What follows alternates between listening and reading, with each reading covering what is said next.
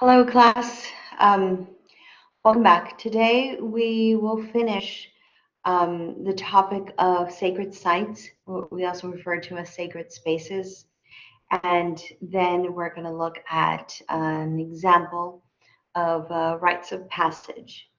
And lastly, I'm going to show a small clip of um, of the video that some of the students had requested to see regarding exorcism in India.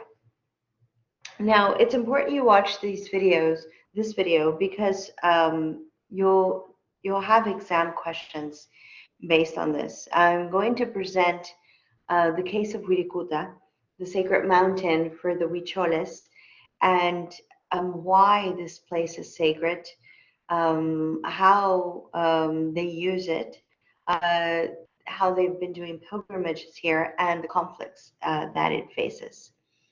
Then we're going to look at the rites of passage example, and from there, I will want you to make note and identify the three stages of someone undergoing a rites of passage. And then the last video, that you're going to have an option. You're going to have an option when we talk in the test when we're talking about shamanic complex, where I want you to identify and describe shamanic complex and identify it in the video. You will have the choice of using the video that we covered in class with Dr. Zavaleta, which talked about witchcraft in Mexico and on the border, or you can also apply it to this video, and I will explain as we get there. Okay, let me start the slide.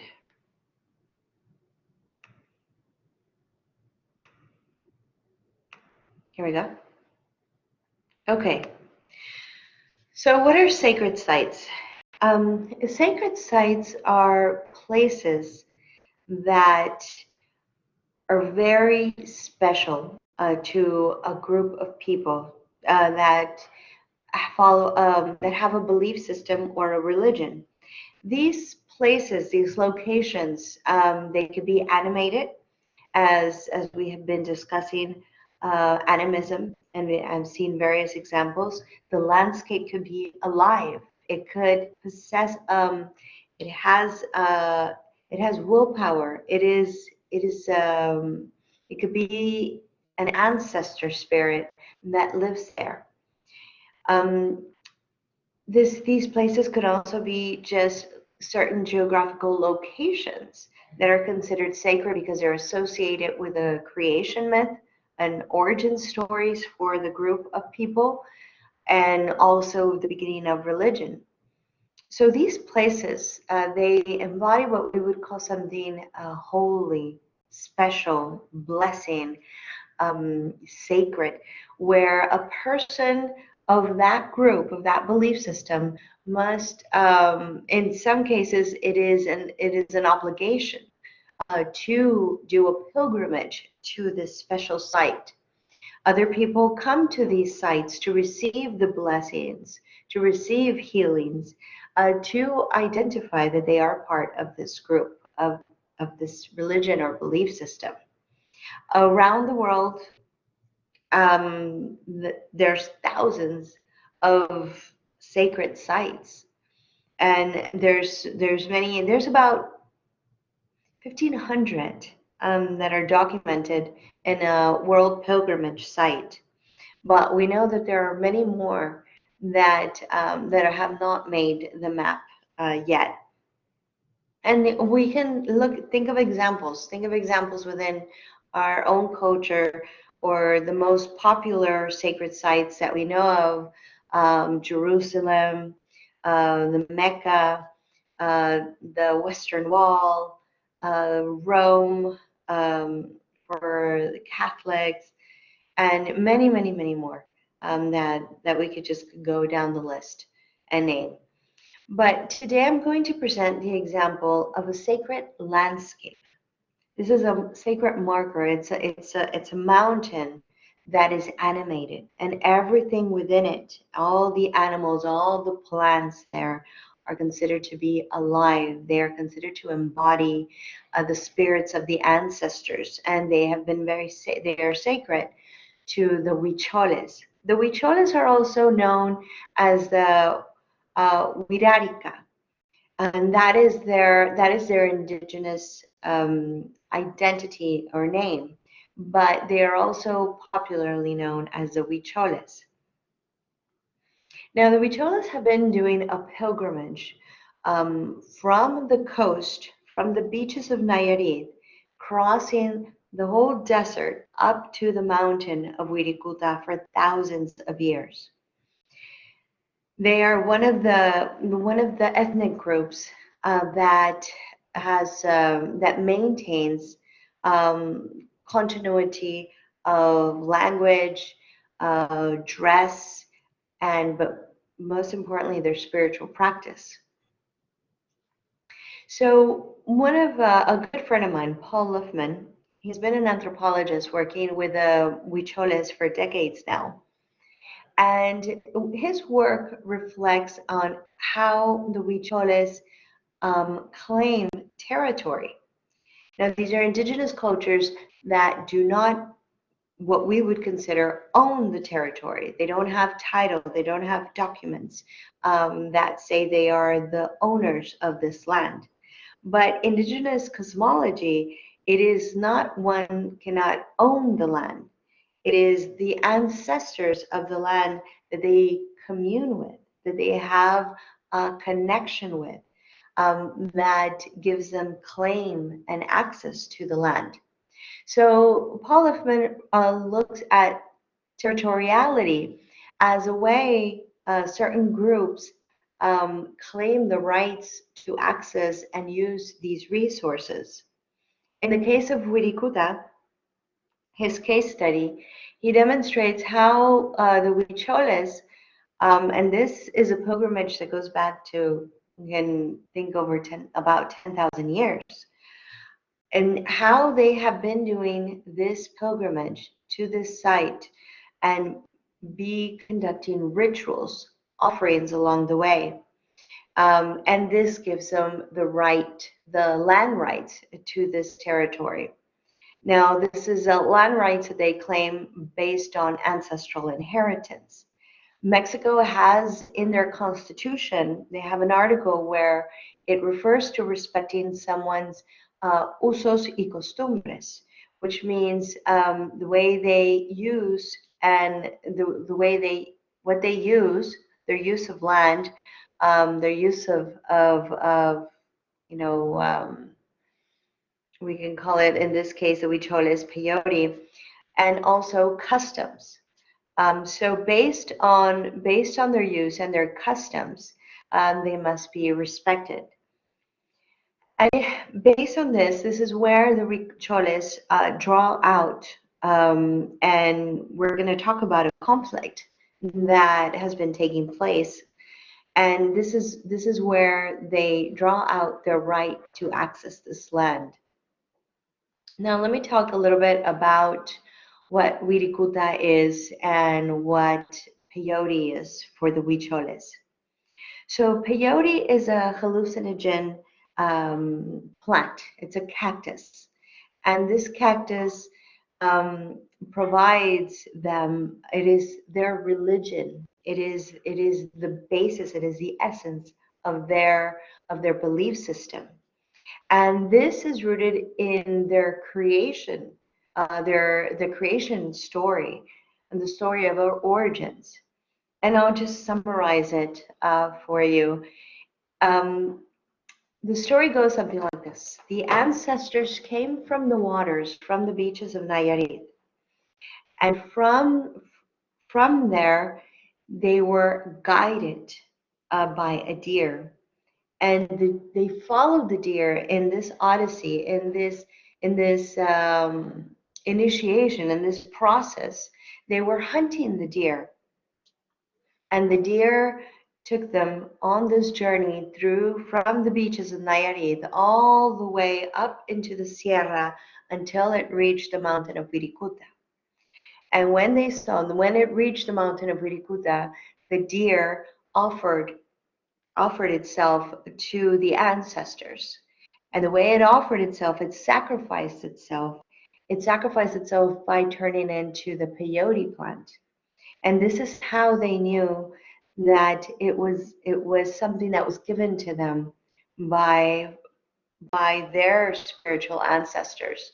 And when those ancestors consumed the peyote plant, they were giving the information, the knowledge of how to survive, how to live. Um, they were also given the information on harvesting corn and the important vision quest that was important for the people. So from here, the continuity, the practice of conducting a pilgrimage from the beaches of Nayarit all the way to the Sierra, to San Luis Potosi, has been a pilgrimage filled with rituals, rituals of purification along the way. Where for the Huicholes, the peyote plant heals them. It is medicinal, and it is not only medicinal, it is also um, provides that nourishment, that information, and it provides them with vision quest. So there are three elements that are actually as one, and that you'll see in the Huichol artwork again and again. You will always see the peyote, the deer, and the maize, because all three of them are interdependent of each other. All three of them represent the important elements in Huichol belief system, in their cosmology. And so when they are consuming the peyote, they are reconnecting with their ancestors and undergoing this initiation. Um, Before, this pilgrimage used to take anywhere from 3 to 4 months on foot. And now they do travel in trucks and buses and so forth. But along the way, there are certain points where they do stop and do a cleansing ritual, what we call rituals of purification, to prepare the mind, to prepare the body for when they reach the sacred place. They are able to carry out the offerings and the rituals that are received, and therefore, when they return, they can bring back the rain. So, in a sense, it's also a ritual before the harvest and after the harvest to request the right amount of rain, just as we had talked about with the Mayas, that they have the Chachak ritual to ask the rain god for enough rain, the right amount of rain to grow their corn. For the Huicholes, this odyssey, this pilgrimage is also an offering, request for the right amount of rain. But also, they are recreating their origin myths. They are leaving tribute, debt to the gods, and this is very vital for their agriculture as well. And in the process, those that have not taken this journey before, they those that are selected as ready to do this pilgrimage, they undergo a rites of passage. They're guided by their spiritual guide, the Maracame, and also by musicians. So music and the spiritual guide are along the way. There's music throughout, and when they reach the mountain of Wirikuta, there's a days of ceremonies and dancing and offerings to reconnect with their ancestors. And I'll put it as Mayarov states it: the maize cannot grow without the deer blood. The deer cannot be sacrificed to the sun until after the peyote hunt. The maize ceremony, which brings the rains, needed to make the maize grow, cannot be held without the peyote of Huericuta. So one of the things, when they're going on this pilgrimage, they carry these big baskets, and throughout the journey, they are recreating, like I said, the origin myths of their ancestors that were hunting the deer. And so in hunting the deer that turned into the peyote, they collect peyote. This is considered a hunt. And so once they get to Wirikuta is when they can conduct their, like I said, their offerings, their rituals. And from here is where they bring the rain back with them to Nayarit. And Huichol artwork, you'll see it throughout Mexico, you'll see it in many parts here in the US. It's very renowned. It is very colorful. We'll see these elements there, but it's also very complex. They use very tiny, tiny beads called chaquiras, and these chaquiras are sewn or glued to make these designs, these beautiful murals or jewelry, or it's also woven in their clothing. Very colorful, and like I said, you're always going to find the basic elements of their cosmology in their artwork.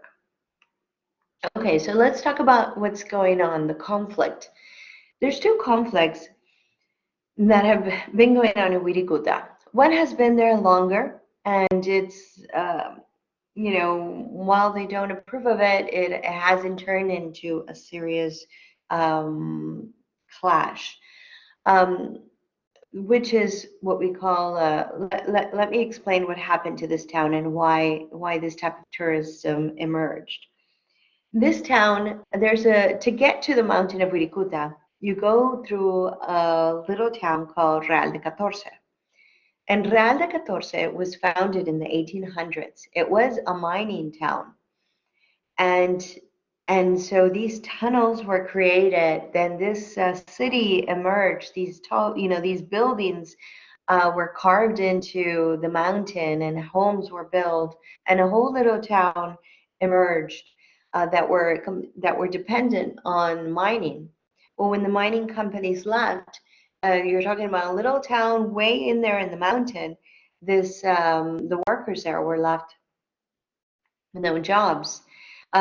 They became ranchers, agriculturalists. They grow certain foods, raise horses.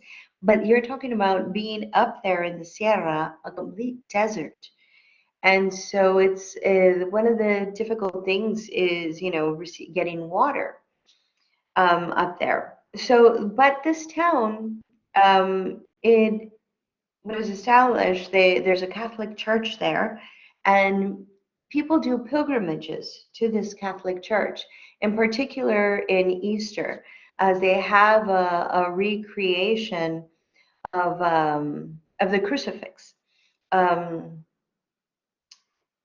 so they have this recreation where they do a pilgrimage down the street and then to the church. And the town is also very majestic, as it's considered the ghost town of Mexico. So it's quite a journey as you, from a really small road, you just see a sign and go up the Sierra, and all of a sudden you find yourself entering a tunnel. And when you emerge, you have this little town that is so quiet and alone, and it's very peaceful and it's beautiful scenery. So many people started going there, not only for Catholicism, but also ethnotourism. People wanted to see the Huicholes when they do their pilgrimage, because when they're there for that time, they also sell their artwork, which is very beautiful. So people would go to, for the Catholic, for the pilgrimage of the Huicholes. Many movies have been filmed there as well. So just to go to this place, it's not a very busy tourist town. It's not. It's a very calm, quiet. You know, like it's what like the name says, a ghost town of Mexico.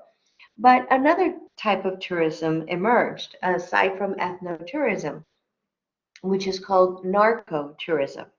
And narco tourism, as I explained, it's not dealing with the cartels. There's no territory battles going on there from the cartels. No, this is more of people traveling there because they know that this is where the huicholes consume or gather peyote. This area in particular has the largest concentration of peyote, of this type of flora. And so people from all over the world, from Europe, travelers from Mexico, some from the US, many people come to this place to seek this experience, what they would call cosmic experience or a psychedelic experience. Now, these the descendants of this mining town that have turned into ranchers, they also are the providers of this tourism. They provide the horses, and they're very familiar with the terrain.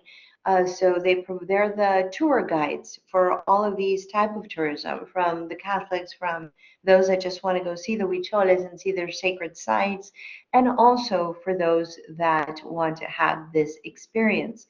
So there's quite a conflict also with the town people, that they don't like people coming back, um, uh, with this altered state. In some cases, it's the Huicholes see it as something that's would be considered sacrilege, because to do it recreational, to do it, without any preparation, spiritual preparation, as they do, rituals of purification. They say that the plant punishes people because um, they're not deemed or ready to receive it. And so many people come back and they're, kind of out of it, and the local people get very upset because they don't want this type of reputation. But most importantly, the Huicholes do not approve of this narco tourism. They consider it as an offense.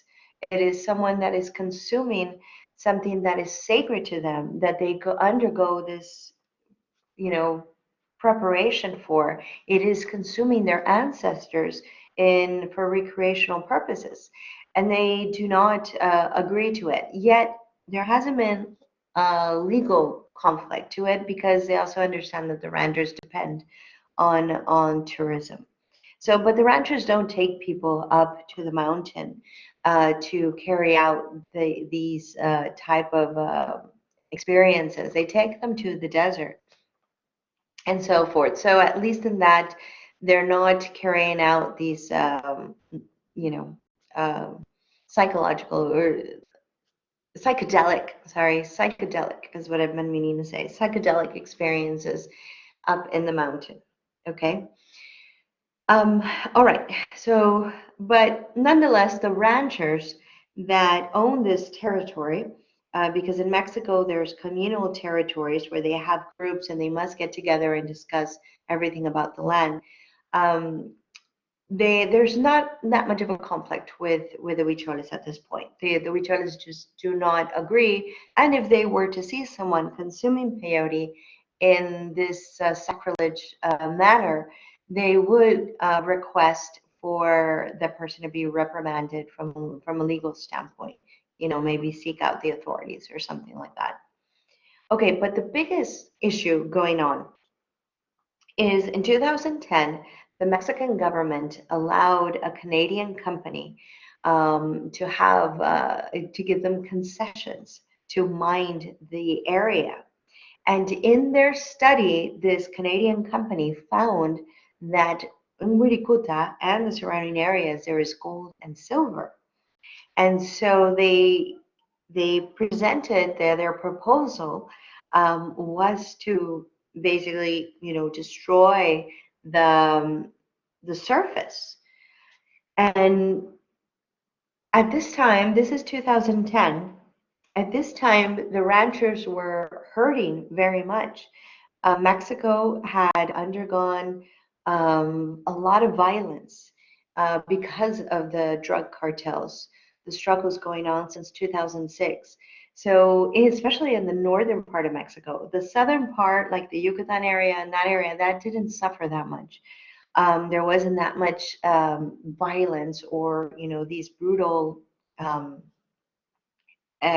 showing of violence. But in the northern, where San Luis Potosí is, Real de Catorce, the roads and all of that, they were very dangerous. And so tourism dropped completely in many areas of Mexico. People that were dependent on tourism suffered greatly. So when this company arrived and presented their proposal of creating jobs and carrying out this project, many of the ranchers agreed. And this is where it becomes a conflict. So the Huicholes sought out, they brought about a legal battle, and in this legal battle, they claim territoriality. Territoriality, and under the article of the Constitution that protects their use and their customs, that they have access to this land. This land is ancestral inheritance. It is sacred to them, and therefore it cannot be destroyed. So the Bicholes have been known around the world as I mentioned, there's been a lot of interest in their cosmology and in their practice of their use of peyote. And now, again, for the Huicholes, this is medicine. This is something that's very sacred and not used in recreational manners. So they did ask for help, and when they asked for help, they started having protests, asking for outlets of communication, and they were able to get global support. This film, this I'm going to show you a trailer of this film that went all around the world to raise awareness of what was going on, the struggle that they were going through, and it there was a mass movement, a mass protest, and mass groups of people that met up in Wirikuta in 2012 and carried out a declaration, support, and so forth. And this film also circulated the world. Um, Today, we know the Huicholes have been able to protect their mountain of Wirikuta and some sites around it. This global support also brought in people, scientists, ecologists, environmental studies, and they were able to present what was going to be the ecological impact to the ranchers. While they understood that they were suffering economically because this is they're up there in the mountain and there's hardly any water um, for agriculture. They depend solely, a lot of them depend on tourism, and if this was low, they understood why they were tempted to go for these projects. But one of the main things that this company, well, mining, would affect is the water. Like I said, there's very little water reservoirs there, and the type of mining would eventually contaminate the water source that they depend on. So they also had to analyze like what was going to be the effect in the long run. So as of today, they have they have been able to halt the mining concessions. They have taken it all the way to the UN, and they do have a lot of support. So as of now, they have stopped the mining project there in Wirikuta and in some other sites around the area. But the Huicholes live in this very fragile legal situation to where this at any time, depending on who's in politics or depending on what's going on, they could face this struggle again. So let me show you this video that went around the world, and it really helped raise awareness. Let me get to that. It's this one.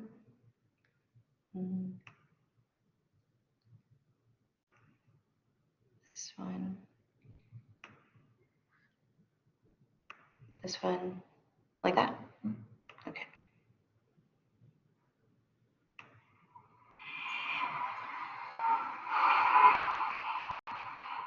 Soy Clemente Ramírez. Me vine hace 7 años a la ciudad de Guadalajara, Jalisco, México.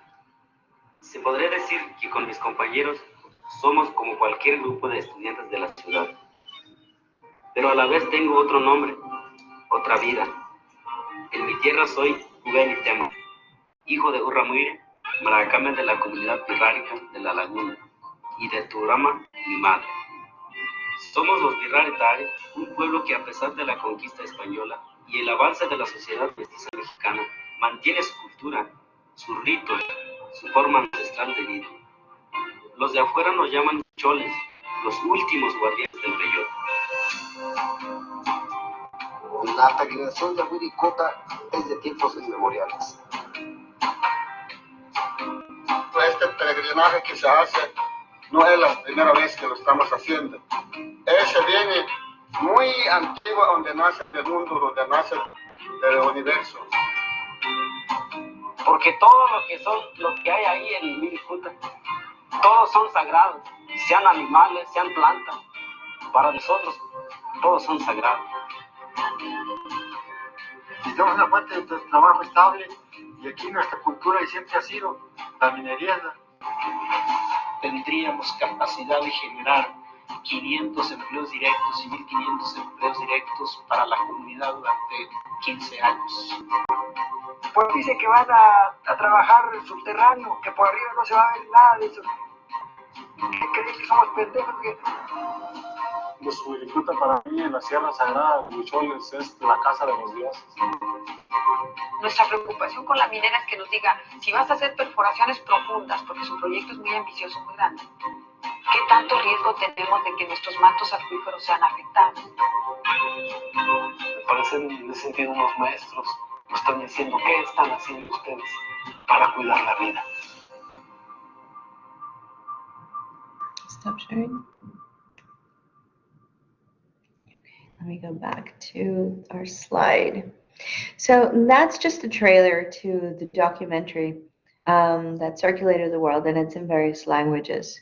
I highly recommend it if you're interested in learning more about the conflict of Wirikuta. But like I said, as of today, they have this is a struggle that's been going on since 2010, and they have been able to protect Wirikuta, and we hope that that will continue. Okay, so our second this is also an exam question. Our second video will be to be able to identify the 3 stages of the rites of passage. We've talked about this quite a bit through all our examples that we've seen. And remember, this is a stage that marks, this is a process that marks important stages, transitions of a person's life or their status.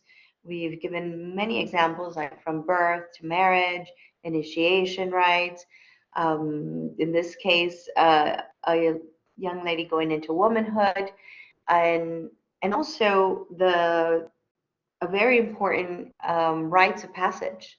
The last rites of passage that humans go through are the burial rites. And in many cases, this is the most important rites of passage based on the belief system is how the body is to be treated, how the body is to be cared for, and to prepare the person for the journey. And again, based on the belief system, it's what happens, where the essence of that person goes, the spirit or so forth. And in some cultures, it is a very, very big process, a very costly process, and a big display. But we won't have time to go into burial rites, but we will see this this video. And in this video, make note of the 3 stages. Remember the separation when the person is about to begin this journey, to begin this this transition. So from there, they're detaching themselves from their former status. And the most profound one is the transitional phase, the liminality. This is when the person is in between both worlds. And many times they are suspended in time and space. These are moments where the person is no longer in an ordinary reality. This is a space, a transition where they receive knowledge or they undergo a trial, they undergo a challenge that once they come out, they are transformed. And once they are transformed is the final stage of reincorporation. They return, they're readmitted back into society, but now with their new status. Okay, so in this video, please make note of these 3 stages.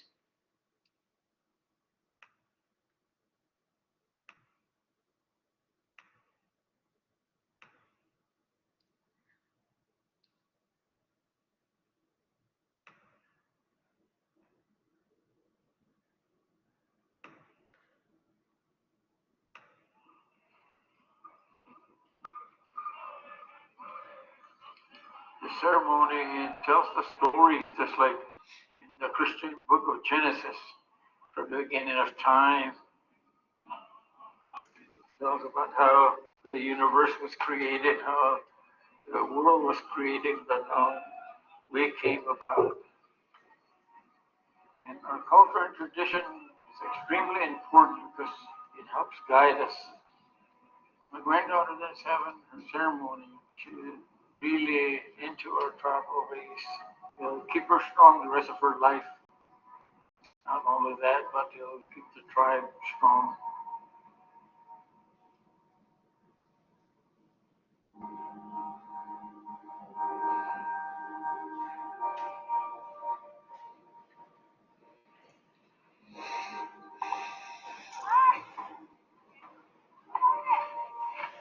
If you have this ceremony, the girls that are become young ladies. After the ceremony, it'll give them a lot of respect as a young lady. Makes me very proud that I'm representing my tribe. There's 4 days. We do everything in 4 for the 4 sacred mountains. Go through a baby to a child to a teenager and then to a woman. She's tested kind of through hardships. 4 days of hard work.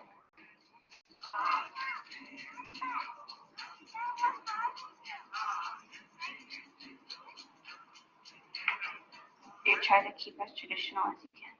And you live in a tipi for the 12 days, the 4 days before, the 4 main days, and the 4 days after. Every night you dance, and the 4th night you dance all night. And then while they're dancing outside, you dance in your big tipi, in your home. Your medicine man, after he's done eating with you, he gives you an Apache name. Mine was Itza and Sehuti. And it's the lady who you first see. It's tradition. They amaze me a lot. Like I learn new things from my grandpa. And the ladies around here, they like it when the women have their things.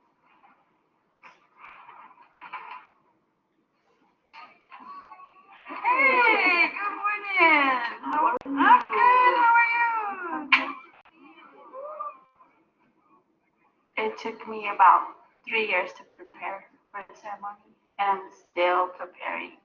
You think you have all of it, it's a lot to do. Getting the Indian food, buying gifts to pay the people that help, the material.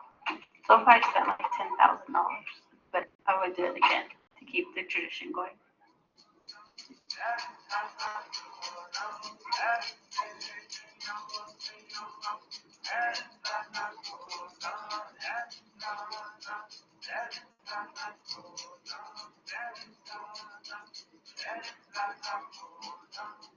Now that I've had my feasts, I feel like I can become stronger now. You just felt different while you were doing it. Like it felt like you were living a long time ago. And you didn't have to worry about all this stuff that's happening in the world right now.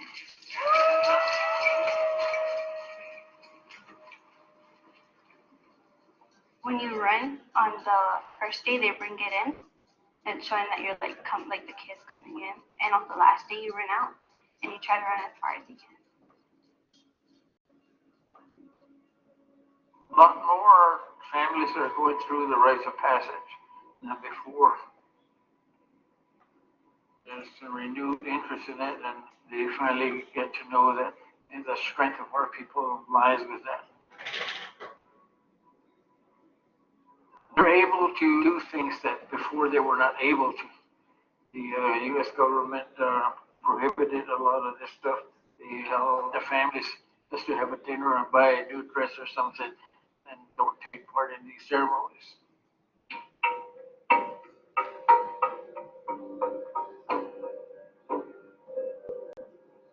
They're taught to hate themselves in the schools. They would not allow you to speak in Apache, deal with these things in Apache, and the churches too.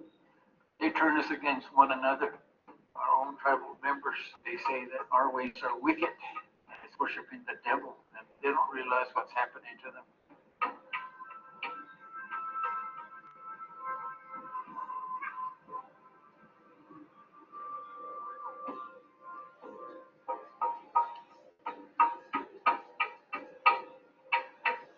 My granddaughter that's having her ceremony, no matter what, she'll never set aside her own call for tradition or renown for anybody. She's a direct descendant of my grandpa Geronimo. He had some spiritual powers, and he was able to deal with a lot of hardships.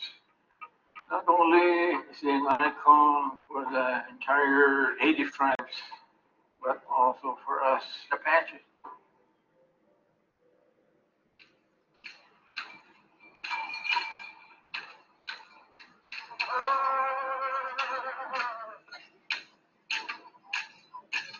I've been learning these traditional healing practices from my grandma. She's been teaching me a lot about these. She's been teaching me how to use the plants, where they come from, how they work.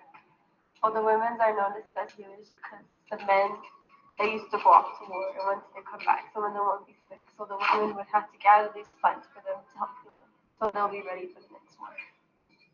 And then the dancers danced around me, and they blessed me.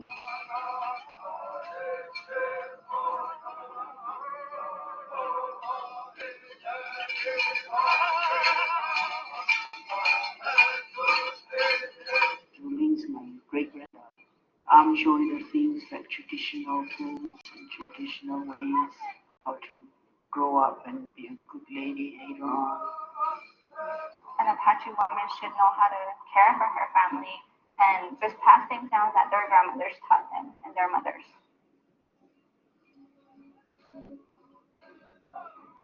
A lot of people don't understand some of the things that we do, like when our tribe gets together, the men folks eat first because they have to be prepared at all times. They have to protect the tribe, so they eat first. And then some people don't understand that, and they think that the woman has a lower status and lower position. But it's going to be further from the truth. Most sacred ones in our tribe are the women, so we have to protect them, take care of them. We have a few hardships within our tribe with the nuclear waste issues before. They tried to dump the nuclear waste on our land. We fought against it, and we fought against the mining of some of the rare minerals on our land, and now we're facing the refining companies that want to come in and pollute and destroy the atmosphere. So we face challenges every day, but with this rite of passage that my granddaughter's going through, it gives us the strength. When we sing and pray, it revives us and renews our strength. You can face any challenges, and I don't feel threat.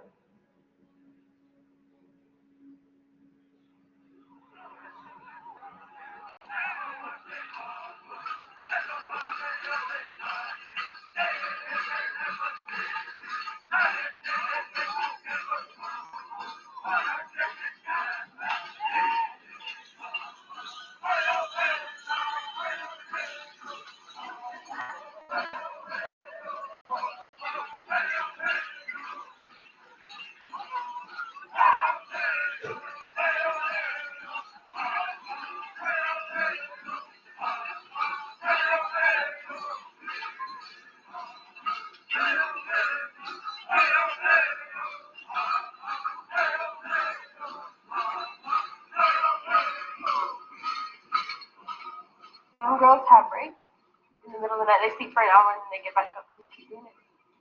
But like, I kind of don't want to break. Like I want to keep doing it because the longer you do it, the stronger you get.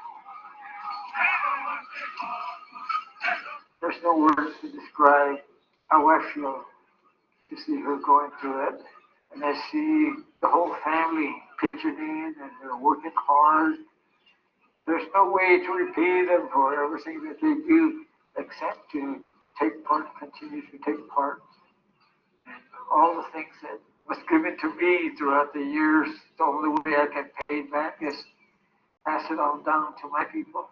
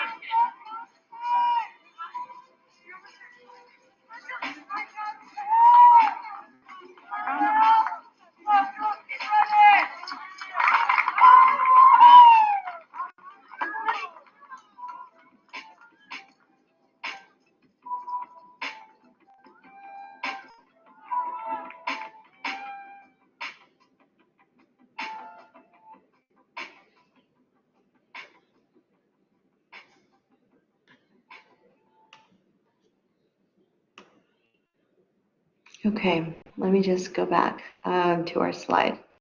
All right, so again, from that video, please make note of the three stages of that rites of passage that we have discussed. Hold on one second. All right, and lastly, I'm going to share a part of this video. Some students had requested to see an example of exorcism, and this is a case where we can apply. We were discussing the shamanic complex, and remember, for healing to take place, the shaman must be recognized by the community, and therefore the patient as well recognizes this and believes that the shaman can heal them. And this is where healing takes place. So this is a functional approach. As we've discussed, anthropologists like to look at the inner view and the outside view. And so looking at it from the medical perspective, they refer to this magical field of healing where, again, the shaman, the healer, is recognized by the community to have this sort of be either the mediator or have this communication or power or knowledge to carry out this healing. And if they are renowned in the community, then the patient goes in with this notion that, yes, that they do know. They are putting themselves in the right hands, and therefore healing takes place. It's a magical field of healing. Some people might refer to it as, dealing with a cultural bound illness.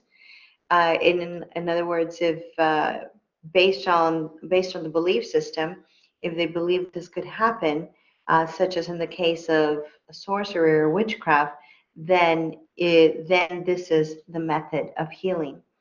Dr. Zavaleta, we presented a video, explained.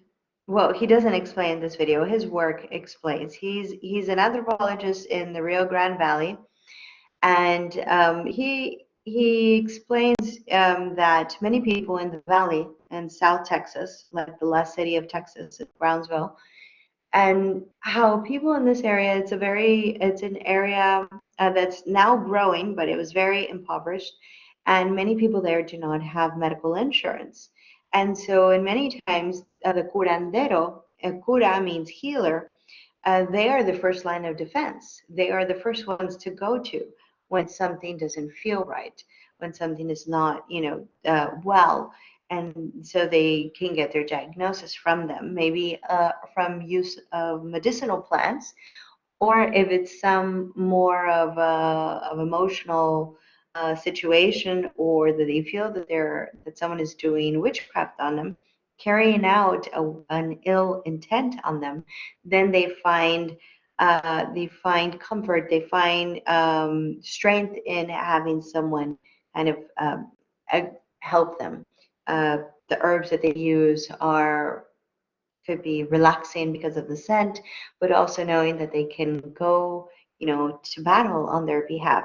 So again, in this video, we identified the shamanic complex and the type of magics that were used, and examples of, people do carry out ill will, whether it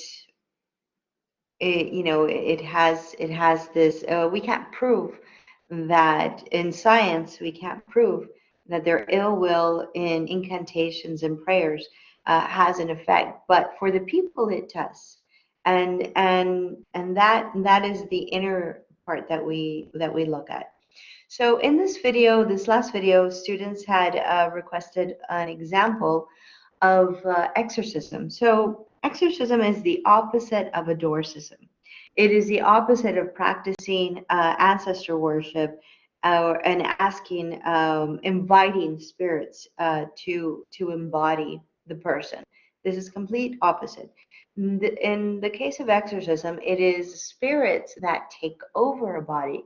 They are considered to be spirits that are roaming, that are not at rest. Something happened, that they are kind of stuck within this realm, that, in other cases, they have not entered as ancestors, or something that took place, that they are not at ease.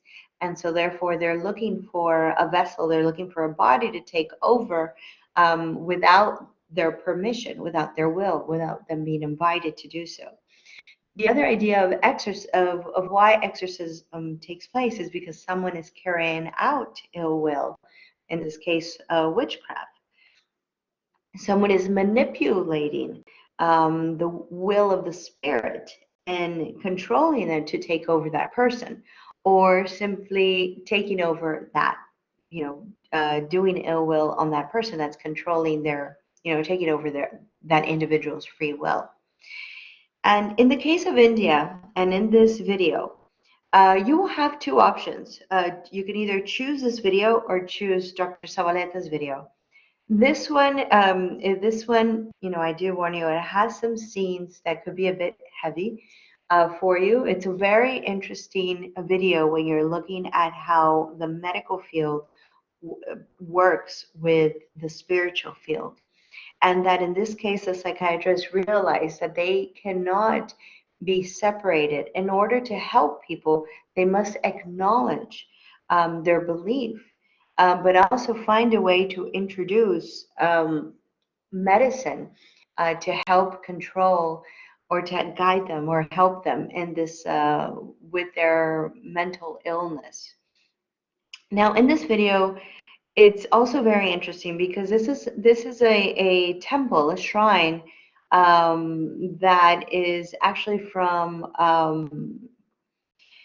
it comes more from the Islamic faith mixed with Hinduism. But it is, so in this place, barriers are broken on the belief system. So you have people from different realms of belief system, from Islamic, from Hinduism, and so forth, arrive to this place because this place is recognized to have this power. These saints that are there These saints that are there, and they were buried there. They drove out spirits from people. So this is a place where people that feel afflicted, that feel that ill will has been done, or that they've been taken over by a spirit that they did not invite, this is a place where they do a pilgrimage, and make offerings to release the spirit. And I can't play the whole thing because we won't have time. I'm gonna get to the point, where I want you to pay attention to, when the psychiatrist and the guardian of the temple, which is also the spiritual person that guides people, and that guides people on what to do when they get there, how they have this conversation of mental illness, and how the guardian of the temple recognizes that there is mental illness in some cases, and that they do benefit from medicine. And at the same time, while the medical doctors do not believe that people are afflicted by spirits in this case, they do work closely with the guardians, with the spiritual, with the healers, to be able to carry out, healing.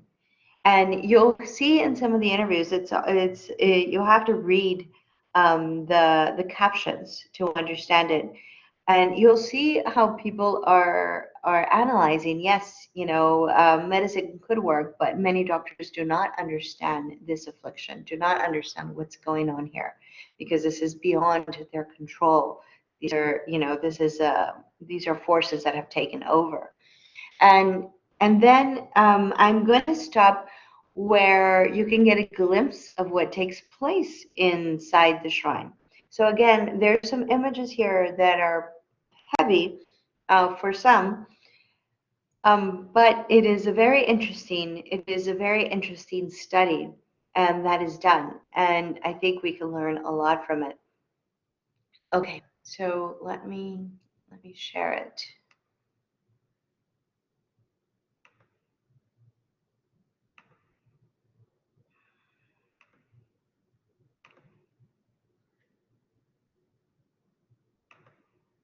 Here we go.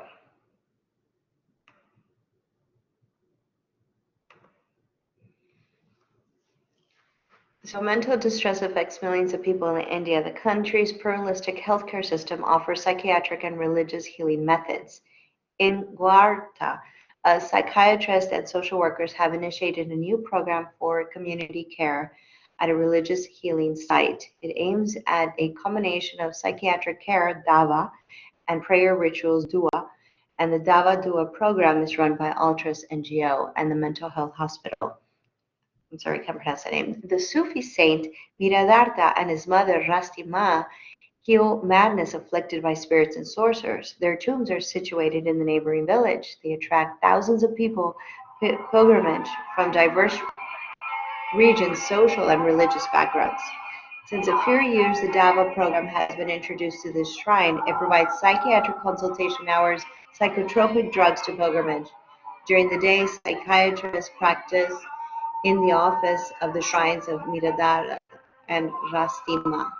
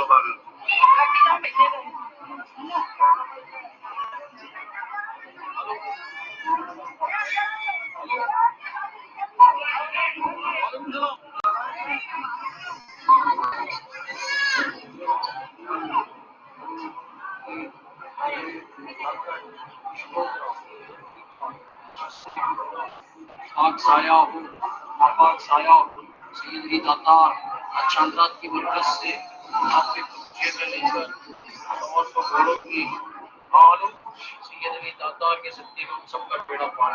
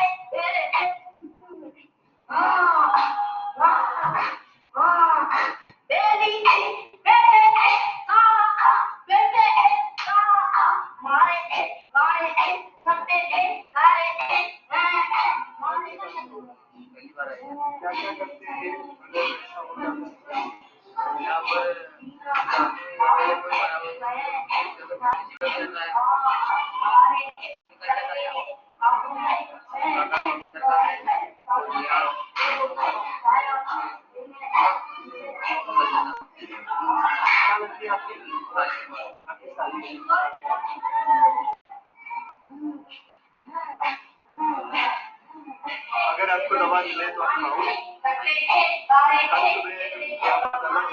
समय उसमें doctor आते हैं, एक बार खाओ तो अगर ये doctor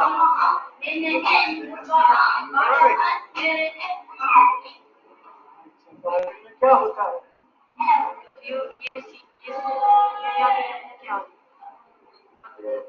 तो यहाँ से क्या होता है, मतलब यहाँ से दिल धड़कन बढ़ जाती है बराबर, और क्या टाइट वेट हो जाता है, फिर पता नहीं होता अंदर से, मतलब एक तो धड़कन बढ़ जाती है, पेट खुल जाता है और टाइट हो जाता है, सर दर्द होने लगता है, और उस टाइम पर आप कुछ हरकत नहीं करते, पता नहीं है क्या क्या करते हैं, तो मालूम नहीं पड़ता क्या करते हैं। अच्छा, उस टाइम पर कुछ मैंने देखा आप उस टाइम पर लगता है। अच्छा, तो ऐसा कैसे होता है, मतलब क्या आपको लगता है कि आपके अंदर ऐसी कोई ताकत है? अच्छा, ये ऐसा होता है कि जब आपको ये अनुभव होता है उस टाइम पर कुछ अंदर से कुछ सोच विचार आते हो या कुछ अनुभव ऐसे होते हो?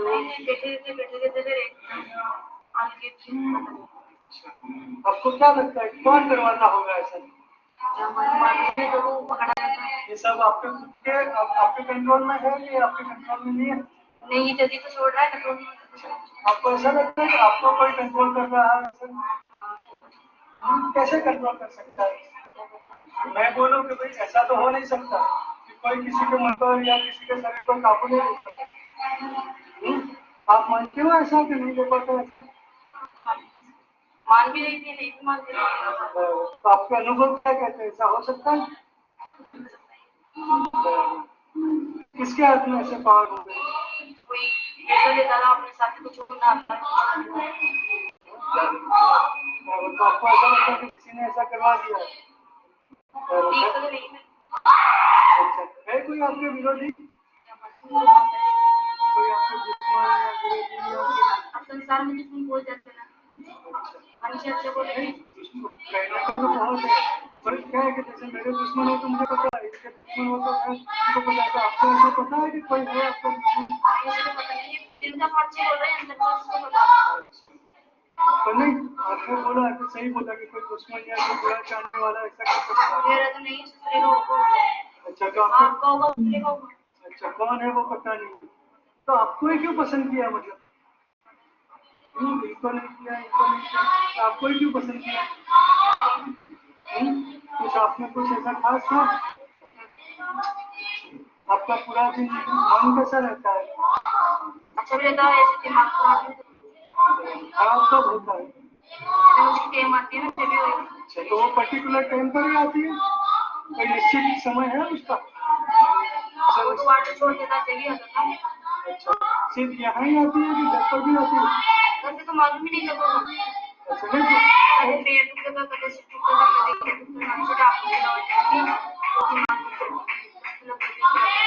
तो कब से ऐसी तकलीफें थी, जैसे शरीर बदन में होना, वो सब कब से था? 6-7 महीने से ऐसा था, तो बाहर ऐसा हाजिरी नहीं होता था, हाजिरी तो यहाँ आने के बाद ही चालू हुई। तो आपने बताया कि आपने काफी डॉक्टर का भी सवाल किया,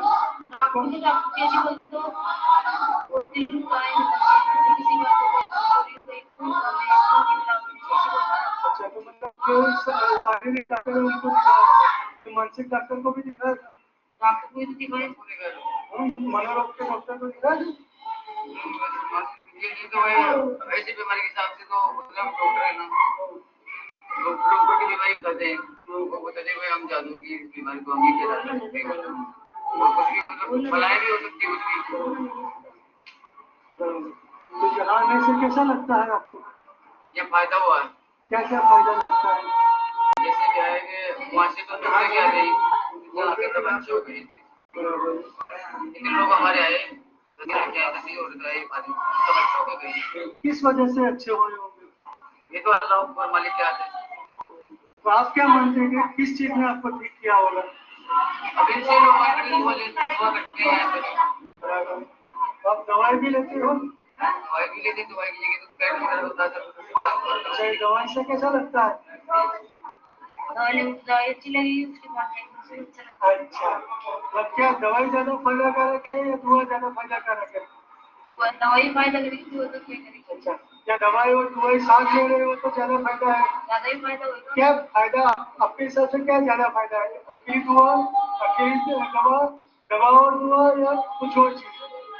दुआ के सामने तो दुआ लग जाएगी, दवाई के सामने दवा लग जाएगी। अच्छा। कमजोरी की वजह से तो दवाई लग जाएगी। अच्छा उसके मामले में लग जाएगी। अच्छा तो दोनों के संगम से अच्छा लगता है। अच्छा हो जाएगा।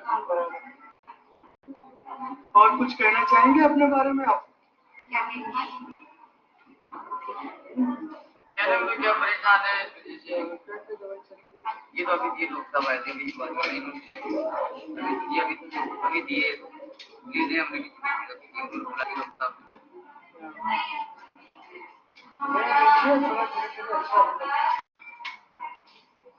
वैसे तो वैसे वो डॉक्टर हमने मम्मी को डॉक्टर को दिखाए तो कितनी लड़कियां हैं हमारे आदमी सब यहाँ ठीक हो गई, ये भी ठीक हो गई थी, बाद में आज कैसा डूब गया। और जो भी आपके मन से है बराबर, दवाई बंद मत कीजिए, सोचा कि दोनों से अच्छा होगा, अपने वो चाहते हैं कि मालिक सबका ठीक करे, दवाई की जगह दवाई काम आएगी, दवा की जगह दुआ आएगी, वो तो राम रहीम एक है। कहने के सिर्फ नाम अलग है। जैसे अपन मंदिर में आप लोग पूजा करते हैं, मस्जिद में करते हैं, मानते सब इंसान सब एक ही है, चाहे किसी भी नाम से पुकारो। तो अब इसमें ऐसे कहते हैं कि ये सब कितने कहते हुए कितनी तो ऐसे कहते हुए मन से करते हैं, झूठ करते हैं, ऐसा कुछ नहीं है, यहाँ से ऊपर से पड़ जाती नीचे कर जाती है, ऐसा कोई कोई इंसान यहाँ बराबर पसीने कौन मारेगा? कोई ऐसा नहीं चाहते कि अपने शरीर को नुकसान करे। 5 मिनट पहले आप देख रहे थे कैसे हो रही थी बातें, उनको तकलीफ है तो ऐसा होता है, हमें अपने आप के हाथ तोड़ लेती है, बिरवाड़ा की दिक्कत कोई क्या मतलब क्या कोई बोलती जादू, कोई बुलाता है किसी लड़के ने जादू करवा दिया, कोई बोलते किसी ने खिला दिया होगा। लोग क्या बोले वो अलग चीज है, हम क्या मानते हैं वो जरूरी है। बोलते हैं ना वो, मैं क्या बोल रहा हूँ, हम क्या मानते हैं वो जरूरी है, जैसे आप जो मानते हो उनको फॉलो कीजिए, बराबर। और हमारा जो मकसद है कि ठीक होना है, कि किससे ठीक हो वो अलग बात है, ठीक हो वो ज्यादा डॉक्टर की सलाह देगी। हाँ देखो दवाई की जगह दवाई काम आएगी, दवा की जगह दवा काम आएगी। जैसे तो आपको जैसा बात है वो आपके लिए बिल्कुल बराबर हम समझते सब। अब ये क्या है कि हो सकता है मानसिक बीमारी हो सकती है, जो भी है अल्टीमेट है कि उसको फायदा होना चाहिए। आप नाम कुछ भी कह दो, फायदा हो तो अपना है। वैसे जहाँ इतने लोग भी आए तो वह सबका फायदा हुआ है। यहाँ जितने भी लोग आए सब अच्छे हो गए। कुछ दिन पहले मैं भी आया था यहाँ पे पूजा में, था तो मैं यहाँ अच्छा हो गया गया है, फायदा हो गया। यहाँ पे कुछ हमारे सामने आके देखते हैं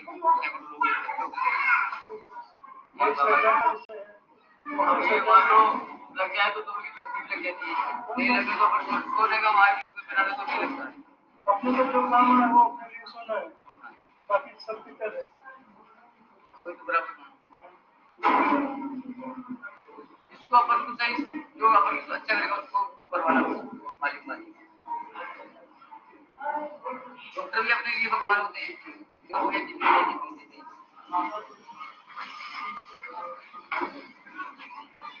That is not the then you support medical information.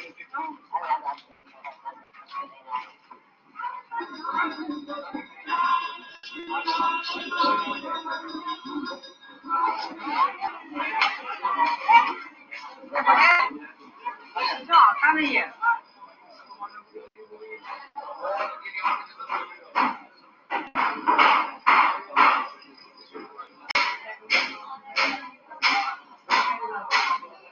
अच्छा એ સિવાય તમારે એવું પદ્ધતિ ખરી કે તમને અમુક જોઈને ખબર પડે કે આ માનસિક હા અમે જોઈને એના જે લક્ષણો છે એના ઉપરથી જ અમને ખબર પડી જાય કે આને માનસિક રોગ છે કે ઉપરની હવાની કેવા લક્ષણો હોય એવા લક્ષણો એના જે વધારે વાઇડ વેળો કરતો હોય વાઇડ એટલે એકદમ જંગલિયાત ભરી બરાબર સમજ્યા કોઈને મારતો પોતાને સુસાઇડ કરવાનું સોચતો હોય ચાલતી ગાડીમાં ઘૂસી જવાની કોશિશ કરતો હોય એને શકૂન મળતું જ નહીં એના શરીરને બાદ 24 અવર્સ ટોકિંગ કરતો હોય એવા વ્યક્તિને અમને એવું લાગે કે આને મેડિસિનની જરૂર છે, આને નીંદરની જરૂર છે, આને ફૂડની જરૂર છે, એને એનર્જીની જરૂર છે. સાથે સાથે મેડિસિનની જરૂર છે કે એને પણ એને રૂવાની ફેદ થોડો બહુ અહીંયાથી મળી રહે તો બંને સાથે રહે તો એને જરૂરી છે કે એને જલ્દી સારું. અમુક કિસ્સામાં એવો હોય છે કે એવી હોસ્પિટલો છે જ્યાં એવી છે સમજ્યા અને આવા માનસિક રોગીને ત્યાં જાય તો એનો પાવર ડબલ થઈ જાય એવા બી કેસીસ મેં જોયેલા છે સમજ્યા. એના સાથે અગર બાપુનો તાવીજ કે કળો હોય તો એને એ જે એવિલ છે એને એની બોડીને ટચ નાખે છે. ક્યાંથી આવે એ એક રૂહાનીઓ તો છે જેના જીવનમાં માણસને કોઈ જીવન જીવવામાં કોઈ એને જે પોતાની ઈચ્છાઓને પૂરી ન થઈ હોય એને આયુને પહેલા એ સુસાઇડ કરીને મરી ગયું તો એવિલ બેડ એવિલ કહેવાય એને. એ આત્માઓ ભટક્યો અને કોઈને સારું લાગે તો એની અંદર પ્રવેશ કરી લે અથવા તો પછી કોઈ જાદુથી એના અંદર મેલી વિદ્યાઓ જે સાંગાવાળાઓ છે એ લોકોને આવી બેડ એવિલોને પોતાના પાવરથી એમની શક્તિથી એને કેચઅપ કરે છે અને પછી એ લોકો બીજાની શરીરની અંદર ઉતારવાની કોશિશ કરે છે. એટલે બ્લેક મેજિક વિડો કહેવાય સમજ્યા. બુરાઈને ખતમ કરવા માટે અલ્લાહે વલીઓને ઉતારે છે. કુરાનના હવાલાથી હું કહું છું, મારી જુબાની નથી કહેતો. કુરાનના સિપારામાં પારા નંબર 3 ની અંદર આ ઉલ્લેખ છે. કેવા લોકોને પરેશાન કરે? હા જે જાતિ જિંદગીમાં જે આપણે એક આજ ક્લીન રહીએ છીએ ક્લીન રહેવા માટે સારા વોશિંગ કરાવવા કપડાં પહેરીએ છીએ ક્લોથ પહેરીએ છીએ આપણે વાત કરીએ છીએ ક્લીન રહીએ તો વાય નોટ કોઈ દિવસ એવિલ ના આવે. સૌથી પહેલા તો આ જ છે લક્ષણ માણસો જે ગંદુ રહેતો હોય સમજે અને એક બીજી રીતે કેચઅપ કેવી રીતે થાય છે કે કોઈ અમારી બંનેની દોસ્તી છે અમારી ડિસ્ટ્રીબ્યુટ થઈ ગઈ જલનમાં આવીને મેં અમને કોઈ બ્લેક મેજિક વાળા પાસે જઈને કહી દીધું કે આ માણસનું કામ ખરાબ કરવું અને મારા ઉપર કોઈ કેસ બી ના લાગે કશું નહીં અમને માલુમ બી ના થાય કે મેં કરાવી એવા કિસ્સાઓ બને છે. આવી રીતના બે તરફથી લોકો આમાં તકલીફોમાં આવે છે. એ દુશ્મનીમાં થાય છે. દુશ્મની મેં કીધું ને આપણે ડિસ્ટ્રીબ્યુટ થાય અથવા ભાઈ ભાઈઓના ઝઘડા થાય તો આવા બી થાય હિંસા કે જલનમાં અથવા બિઝનેસમાં સમજ્યા? એક સારા કર્મો કરવા માટે અને બુરા કર્મો કરવા માટે કોઈ દિવસ બ્રેન અને હાર્ટ એ ડિસ્ટ્રીબ્યુટ થાય છે. કોઈ દિવસ દિલ કહેતો પણ માઇન્ડ હાર્ટ બ્રેન ના કહેતો. તો માનસિક બીમારી કઈ રીતે થાય?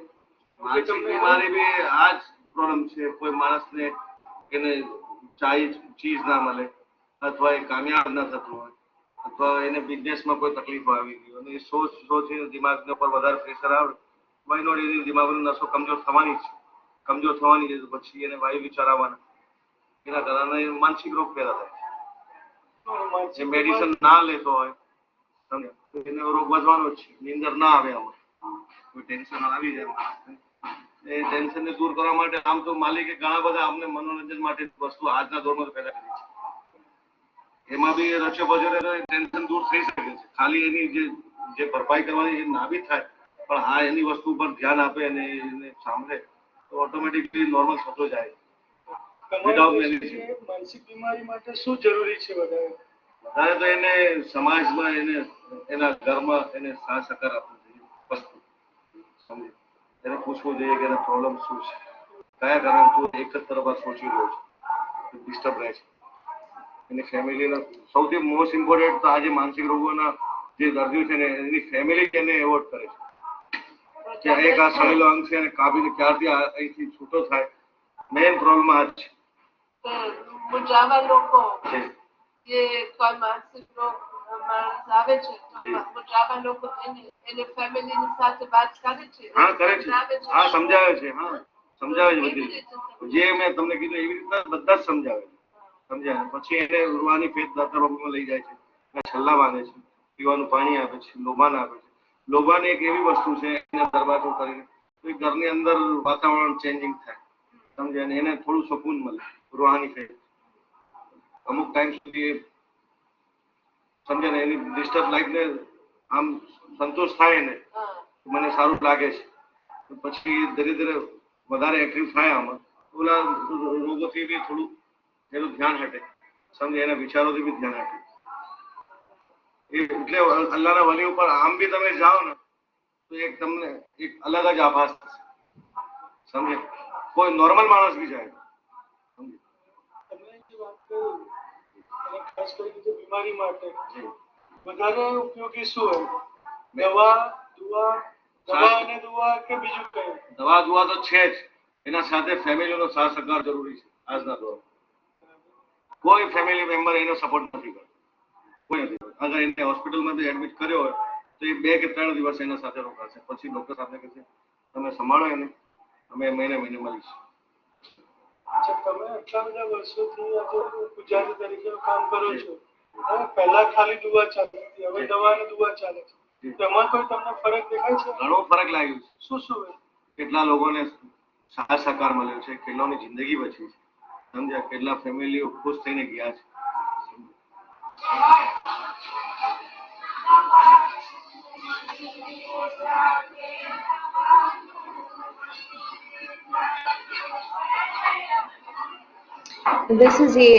This is looking inside the temple. Again, there are some images here that are pretty strong, and I'll end with the healer there.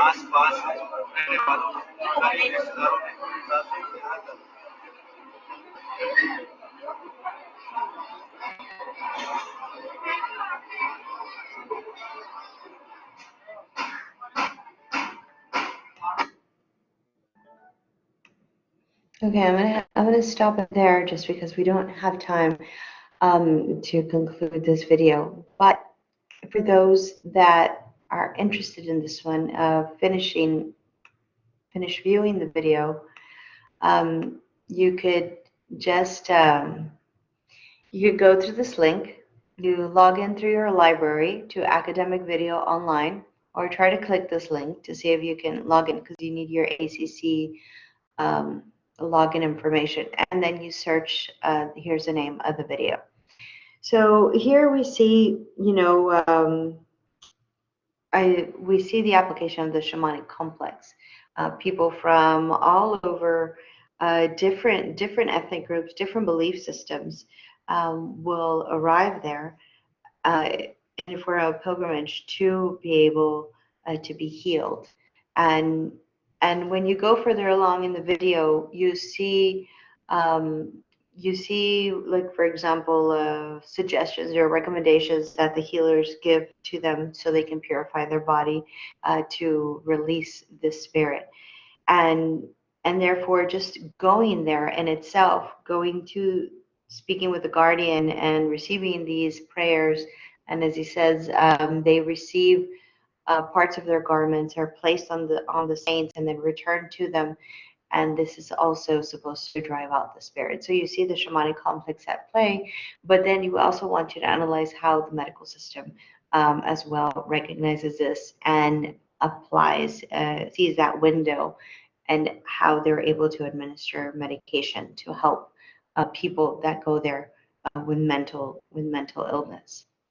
Okay, all right. I'll be posting the exam questions by Tuesday, and I hope to see as many students that can go to our Tuesday lunch meeting.